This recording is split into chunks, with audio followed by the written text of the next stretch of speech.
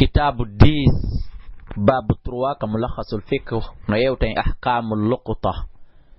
nyaawore fi hoccugol al-luqta hoccugol bi dammil lam sabu ko ma lam on wada kon lu wada kon tural wa fathul qaf e sabu ko qaf on wada kon pocal yadu malun ko jawdi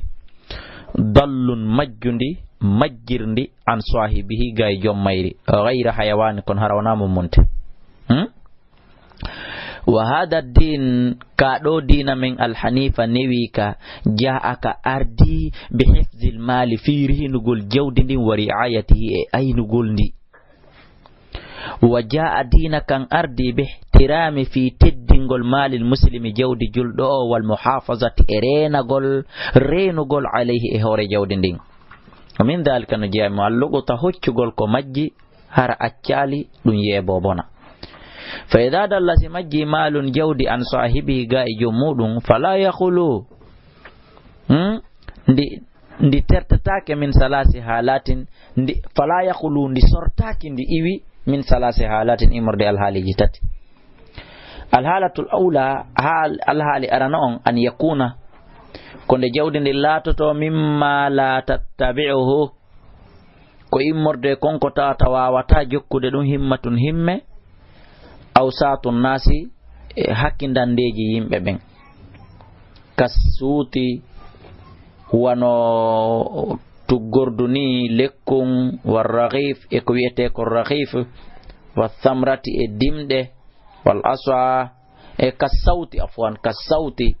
wano chawun goddo ni si majji warraghif e ko wiete raghif ko wa thamrati e dimde wano mangore masalan ma lemunere wal aswa e tuggurkun harana tuggordu marndu valeur harana dile setedi faada dum do fo yamlikuhu jeyay dum akhiduhu hoccudon dum do fo mo hocci dum do fo haray ko kanko jeyo yentata wano bikkuwal en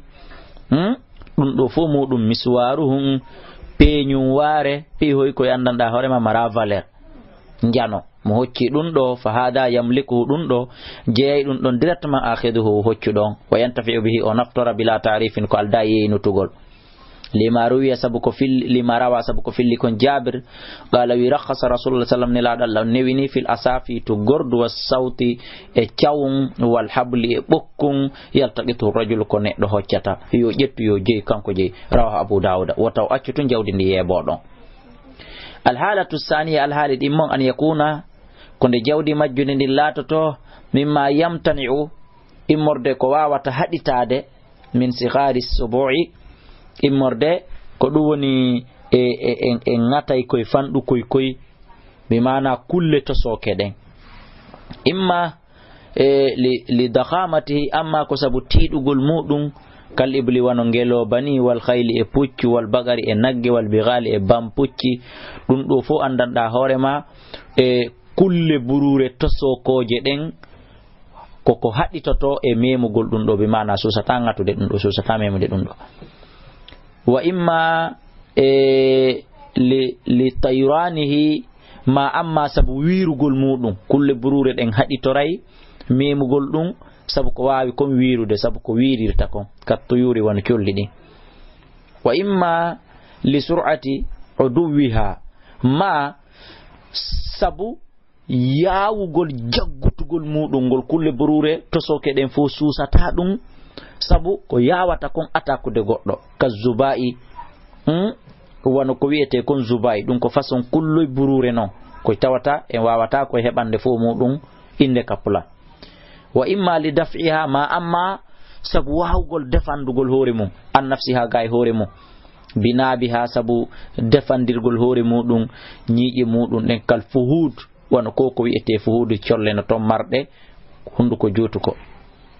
fadal qasm ndedo sendore be anwa'ihi e noneji mayre on yahrum hino harmi altiqatu hoccugol mudum bi mana dum do sa yi no majji no harmi nde hoccata parce que kullu burure toskoy koy fo en wi al janne den kono toskoy fo susata battade sabu bayno jandi ma sabu ba hino mari hunduko jutuko ma sabu ba hino wawi wirude ma sabu ba hino wawi wubbugol ataka goddum go henya aray dum do fo sayi ko ya terto wona ya hoccu wala yamliku awakadi sitaji yani a hocci awajeyata dum dey akhiduhu hoccu dum do bitari fi sabu yenutugol makko wi gol bayilam yeniti bangeloba mange nagge hani mi alijo mudum o aw haray o jeyirta dum le gawli sallallahu alaihi wasallam makko ne laado lamma suila tumande be landano an dallatil ibli fi ngeloba majjumba ne laado maki malaka kon dum woda ma e bang wala ha hino wodani ma armuji mabba on fo e material yi majja mabba on fo maaha hino wonde mabba sagauha ndiyan ko bayarata kon wa hadauha e ko baso irta kon taridul ma amba jolana e hore mabba kan ndiyam bayara wata kullu shajara baya e nyama ledde den e haako kon e hudo kon kaburure hatta jido rabba nyande jomi mabba je jom mabba yitima muttafaqun alayhi wa qala umar sayyidina umar maki man akhadha dalla kala hoccudo ko majji fa huwa dallun on don haray ko majjudo ay legoy mukhtiun haray ko faljudo ko wopudo wa qad hakama sallallahu alaihi wasallam gonine la dallo nyaay fi hadal hadith e do hadith bi annaha wonde ko woni la tulta wonde no ngeloba ma la tulta gatu mba hoccetake bal ko ni tutura ko koyamba accita taridul ma amba jolana hore mabba kandiyam bayra wa taakulu shajara banyamo ya ledde den hatta yalqa ha hawra e mabba rabbuha jom mabba o yulhiqu bidhalika hino jengindine natide wattindine dum do al adawatu al kabira e di do daabeji jani fu majji kadi kal qidiri dakhma al adwatu o afwan al adwatu miranji al kabirati jani din kal qidirati won wurere ad dakhmati tidude wurewil jani molanangil wal khashbi pecce madriye tawado pecce madriye no tuli wal hadidi en jande tawado kunte jandi no tuli innan do majjiri jommo yomi hoccu o wama yahtafizu bi nafsihi e konko tata kanyun tunno wayrenu de hore mum wata haysi goddo aynal kanyun aynay hore mum wala yakade bata yudi unde nde majjanta hore mum yebo wala yantaqalu e ko dum woni egganta hore mum tallotako dirata wiwota ko ruyata an makani iwa e nokkure mudum den dum do fo haray fa yaharumo hino harmi akhuduhu hoccugol dum don kad dawali wana ko wiete kon dawal bal e sikoni huwa awla ko dum do buri handude mudum e al halatu salisa al halitamon an yakuna kon lato al malul dali jawdi majjunini min sa'il amwal ko jeya dum e de jawle hedditide kan no budi wana kange kalise wal amtiati e miran hoy naftor koy pileyti hun ko yerhun wa mala yamtani'u e konko tawata wawata ko haditade e wawata dandude hore mu legoy min sikhari sibai e morde kullu burure toskoy koy kanyum hay nyamete wal no wawi lorrude dum ndowru hino wawi lorrude dum boddi yare fo kullu kal ghanami wano dammi wal faslani e ko wiete kon faslani wal ajul e ko wiete kon ajul ndo fo ko faso mum munte hoy ko andada hore mum e buuto hino wawi koy wada hino wawi koy fadal gasm nden sendere don inna in amina stayuni holike wajiduhu tawdo dum do o stayuni o holike nafsahu hore makko alayhi e hore mum be mana so tawi o holike hore makko wonde so hocci dum o yeenitay o bondata o mara o fanka kanko daranta hore makko iman makko on ara jazala no dagani mo iltikatu hoccugol dum do ya o yeenita wa salasatu anwa'in do ko non jitati annawul awwal non arano hayawanun ma'kulun ko mummunte nyaametedo hono gertogal wano dammil ka fasilin wano ko yete kon fasil wa shatin e dammil wa dajaja e gertogal e ko nandita taydo e ko nandita dum ko du watta si on yibe wadi don tobboy tatoy fada yalzimu do tumatunde tawi wawi wadditade wajiduhu tawdo dum do on hino majji ida akhadahu stayuni o jetti dum al ahada o wawai renude dum do o yedoya adego o jonnito yali maliki jeydo mun on jeydo dum on haray min umurin salasatin koy morde e fiya ko jitati ahaduha gotel e mudum aqluhu ko nyamugol dum so hocci o nyama kono non haray dey so yidi e jommudo wala hino fayi mo qimatu yobutugol yeru mudum fil hal e der on al hal ka fotti don e jommudo asani dimun dum bi'uhu yeyitugol wal ihtifaz e renugol ayna mandi to legoy wi taman hi coggu embere ko yeyi kon o marana dum li sahibihi jommudum baada ma'rifati awsafihi bawo o yeyinutude jama on anda sifa mum on net al salisu tatabun dum hifzuhu ko renugol dum ayna wal infaqi alayhi e dépensugol dum dépense bi mana dammingil ma gerto gangal o rena o ayna o dépense o fagga min mali imurde jawdi makko ni wala yamliku wara o jeyata de kono wa yarji'u bi nafaqatihi o rutto yayi kala dépense ko wadi kon ala maliki e dow jeydo dammingil nyande o yidi e jon dammingil haray o ya jonni taymo denda nangal dépense ko wadani kon dammingil ida jaa sewoni on aroy wastalamahu o jonnitimo لأنه سبحانه نلاد الله صلى الله عليه وسلم لما سئل تمن لندن عن الشات في دمينجل قال وي إيسا تاي دميل نمجي خذها يتونجل تأتونجل فإنما هي لك andungil ko goongil woda manama jeyangil aw li akhika ma musiddo maada on bi mana jommagil hettangil o jeyangil aw li dhibi ma bono nyamangil ko gotele dum kono ngil hisata muttafaqun alayhi wa mana dum annaha dammingil da'ifatun ko ngil lu'ungil mu'ridatun ko ngil webitingil il hilaki fi halka gol maya ka burureton mutaraddidatun ko ngil rutiti tongil bayna an ta'khudha ko hakkunde nde jettatangil anta an aw ya'khudha ma jetto yangil goddo go gayra ka ko hina an aw yakula dib ma bono nyamangil ko hakkunde don dala ibnul qayyim odo maki fil kalami e kaado hala ala hada al hadith e do odo hadith al-sharif teddudo wo fihi no ender mudun jawazu dagagol e iltiqatul ghanam hoccugol dammil wa anna shata e wonde no dammil idha lam yat sahibiha sitay woni jommagil arali fayarangil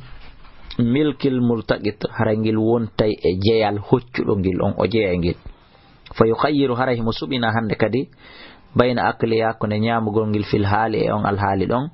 walay haray non toujours wiide no fay mo qimatu ha yobutugol cioggu maggil hiru maggil so yidu e jommu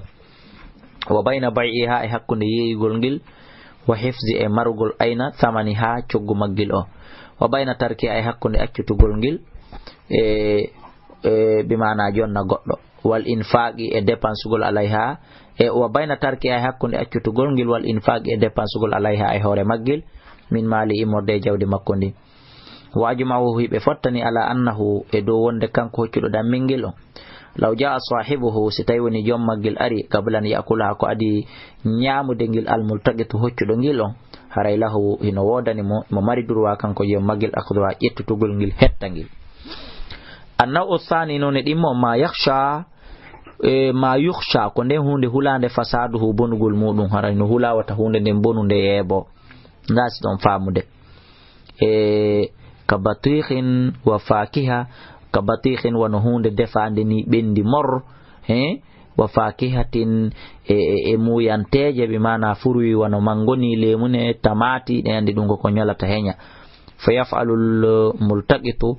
haray do hoccudo on gollay al ahza ko dum woni gebangal li malikihi wonande jeydo ko majji kon min akli immorde nyamugol dum wadafu e jonni toygol qimata hu yeru mudum on netti li maliki jeydo wa bihi madunde o yeyata wa hifzu o madi to tamano cioguma mudum on o mara o ayna hatta yaati maliku haaju mudum ara o jonnitamo anna uthalisu none tamon sa'irul amwal ko jawli hidditide de ma'adal bismain hala non koko alda e de pecce didi asabi gayni aditide didi kanno udi wano kangeden e kalisi on wal awani e miranji hedditidi fayalzimuhu hino waddi mo hifzu renugol aljami'i dendanangal amanati e holare wonde den biyadi ka jungo makko bi mana ko holi kon hore makko hocci rayno waddi mo aynugol dum mara wa ta'rifi alayhi yeynutugol dum fi majami'in nas e der tumbondire jama on kala ka jama on tumbondirta o yeynita wala juzlaw daganta ko mo de akhdul liqta hoccugol ko majji kon bi anwa'iha e noni mudum illa idha amina nafsahu alayha sona o holo hore makko moƴƴa e hore ko hocci ko wonde ni o yenitay wa qawa o fama wonde ni mo mari dole imani mo tiidi ala ta'rifi e dow yenutugol ma yahtaju faade kala ko hatton jina kon ila ta'rifi faade yenutugol mudum fi no yimbe ben andira bi maana sifagol fop mudum haray mo holi hore makko sona dum wata hoccu li hadithi Zaid ibn Khalid al-Juhani radiyallahu anhu qala ma kisuila an-nabiyyu annabaji sallallahu alaihi wasallam landama anil luqta fi hoccugol ad-dhahabi kange wal waragi e mbudi farangine dala euro francefa ko ɗum wiyete warak fa qala wi sa hocci irif ko ya yenu to wika ha kaɓɓol mum ko haɓɓira ko façon beliyasi ma kala façon ɓoggol ko haɓɓira ko ma miram mo façon miram ma sakum ma porte koni ko e nder muɗum yenita wa ifasi ha e sifa muɗum o summa arifa refti a yenitay ɗum kadi sanatan hitande timmude ndawigol mi hoccuno ɗum ila hecciyankin heɓi ɗum ɗo landade jommum mi yiyali no fa in lam ta'rif stayoni a andali fastanfaqaha haray ko ya dépense ɗum haray ko ya ittu ɗum sadaka fastanfiqaha haray ko ya ittu ɗum sadaka okka goɗɗo anniyoɗa yo baraji ɗin yahan jeyɗo waltakun ɗum wawa wontude hande kadi wadi'atun kalifu indaka e jungo ma kono woniri kalifu fa in jaa si aroyi talibuha ɗaɓɓitowo ɗum yawman nyandego min addari immorde e jamanu neɓugo o ari himo lando fimo fad fa ilay hare ko ya jonnutumo wasala o landoɗamo no wasa'alahu landoɗamo ani shati ko ɗuni e gayi dammingel was'alhu landoɗamo ani shati gayi dammingel fa qala fa innama wasa'alahu o landimo kan o landine laaɗo Allah sallallahu alaihi wasallam ani shati fi dammingel ngil ɗon kadi si hoccete fa qala ne laaɗo jaabi fa innama hiya laka aw li akhika andugil dammel ko go'o ko an jeygil ɗiɗi jom maggil hettangel yeyangel aw li debi mangel wodana bono wa su'ila o landa kadi kanko ne laaɗo an dallatil ibli fi ngeloɗi majjuɗi ɗi fa qala wi ma laka walaha kon ɗum wodanma hino wodani mbaɗo ngeloba kon ɗum wodanma e ko wodani mba'a hunde alanama e mba'a ma ino wonde mabba siga o ha ko mba yarata kon wa hida o ha e ko mba nyamata kon ko mba soƴƴirta kon taydul ma mba yolay ka ndiyam mba yara wa ta'kulu shajara mba nyama huɗo kon leɗɗe ɗen ba peɗen hatta jido arabba ha jom mabba yiita mba muttafaqun alayhi wa ma'ana qawlihi ma'ana ma ko nelaɗo sallallahu alaihi wasallam irif ko ya yeynuto ko ya andin wika o ha façon kaɓɓol muɗum ngol ɓoggol mungol wa ifasu ha e saku munkun alwika ko wiyete kaɓɓol ma yurbitu bihi alwi'aw ko saku kun haɓɓuri kon alladhi kunta kunu kun woni fi e nder muɗum an nafaqatu matériel majjuɗo on hunde naftortende majjunde nden wal ifas ko wiyete ifas bimana ko wiyete sakun alwi'aw ko sakun alladhi kunta kunu fihi nafaqa kun dépense on woni e nder mum bimana matériel majjuɗon ko e nder mum wa maana qawlihi maana ma kun sallallahu alaihi wasallam summa arifha sanata rifti ayeni tay ɗum hitande ay udhkuruha linnas ko yayaw jantoɗa ɗum sifoɗa filloɗa ɗum hakkunde yimɓe ɓen fi makanin e nder nokkeli ijtima'ihim moɓodire maɓɓe ɗen ka juma ka jama ka dennabo e afwan ka inde bobo ka iidi ka tiggugal ɗum ɗo fo minal aswaq imorde ka luumoji wa abwabil masajid e ka dambuɗe juulirɗe na ka nder juulirde de on yiɓe ni ka dambuɗe juulirde ka nder juulirde yenitetake wal majami e ka jamaji maɓɓe wal muhafil e ko wiyete kon hafil sanatan hitande ay muddata amin kamilin embere e nder dumunne hitande timmunde fa fil usbu'i al awwal e nder hitan e nder yontere aranere nden woni e nder yontere aranere nden minal tiqatiha imorde hoccegol hunde majjunde nden yunadi alayha yontere aranere nden fof ko yo immo o ewno ɗum kulla yawmin kala nyalande o yalta hakkunde mbattu ngun o ewno miɗo hocci goɗɗum ko wayri ni li anna maji'a sahibuha sabu noon no argol jommum fi dalkal usbu'i e nder nden ɗon hitande ahra hino ɓura tijjede moƴƴa non ثم بعد الأسبوع رفت سندان ينتر أرانر دون فجي ينادي عليها أو إونو إهوري دون حسب عادة الناس أمبره عادة يمبين في ذلك عند بمعنى عند المؤمنين ده. والحديث حديث يدل هنا تنين على وجوب إدو واتقول التعريف يينو تقول باللغة تكمجيكم. وفي قوله صلى الله عليه وسلم ونعم أكون لادو عرف يينو تو وكاؤها بقول منقول وعفاس وعساكم منكم. دليل دوكو دليل على وجوب إدو واتقول معرفة صفاتها أن نقول صفة منه حتى إذا جاء صاحبها هاستوين جمع أري ووصفها أصفك كوكو مجي وصفا صفا ده مطابقا هور ديرنده تلك الصفات أونان دي صفاج هراي دون دفعت إليه كو يا جنتم باسكيرا يا أني كو غوتو وإذا اختلف سواري أصفك لوتو ديري وصفه صفة مكو laha wonande hunde sifane den anil waqi e ga'i ko yani kon bi maana sifa mo sifi on hunde den lutondiri en hunde den wadiri non